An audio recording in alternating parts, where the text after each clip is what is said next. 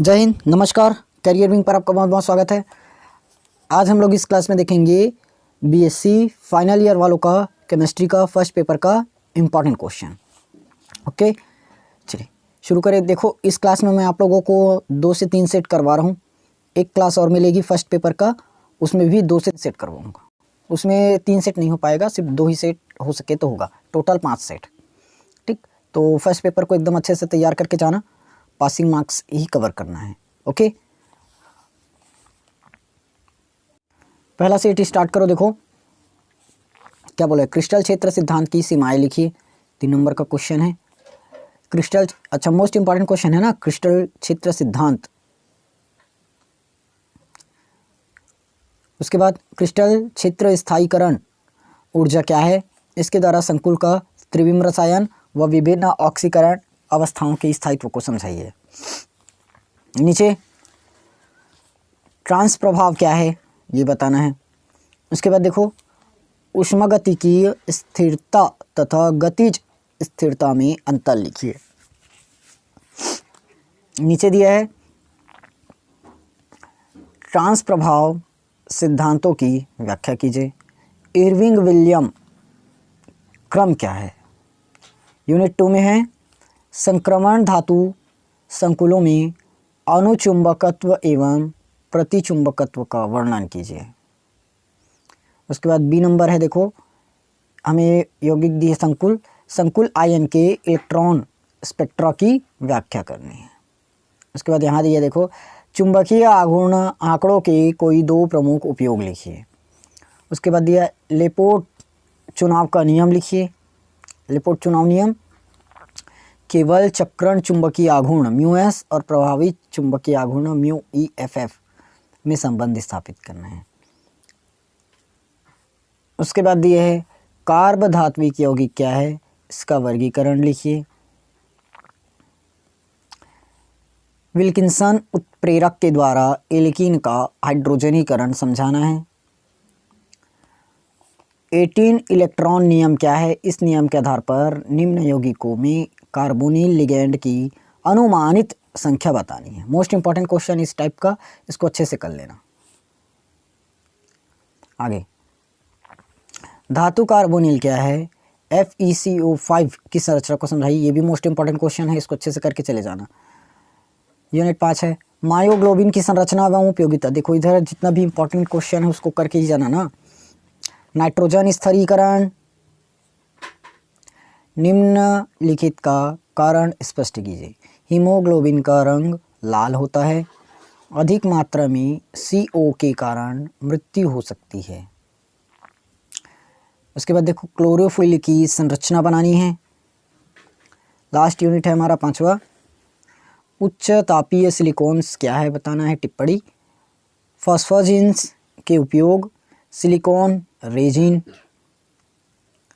अथवा क्वेश्चन में दिया है पियर्सन का सिद्धांत, मोस्ट इंपॉर्टेंट क्वेश्चन।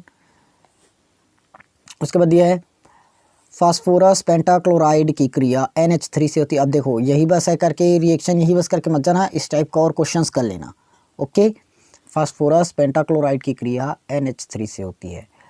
SOCl2 की उपस्थिति में S4N4 की क्रिया फास्फोरस ट्राइक्लोराइड से होती है। उसके बाद देखो NPCl2 थ्राइस का जल अपघटन किया जाता है। NPCl2 थ्राइस अमोनिया की अधिकता में क्रिया करते हैं। ठीक, ये था आप लोगों का एक सेट। चलिए देखते हैं दूसरे सेट में क्या है। पहला, क्रिस्टल क्षेत्र विपाटन ऊर्जा क्या है, इसके मान को प्रभावित करने वाले कारकों का संक्षेप में वर्णन करना है।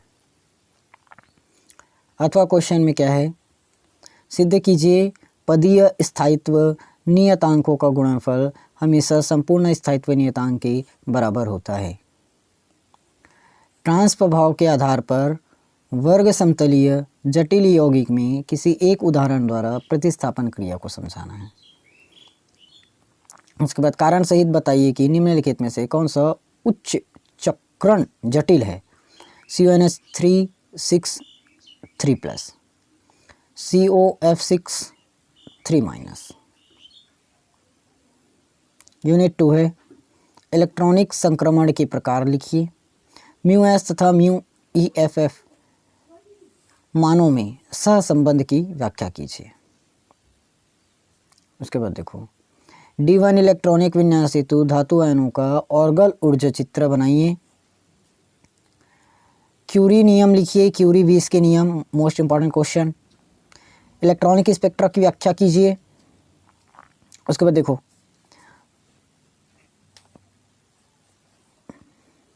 प्रभावी परमाणु संख्या नियम क्या है।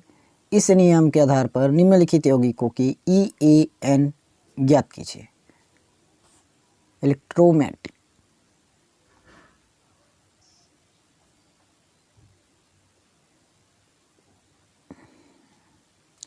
उसके बाद देखो मोस्ट इंपॉर्टेंट क्वेश्चन जिस लवण, इसको बनाने की विधि, संरचना का वर्णन कीजिए।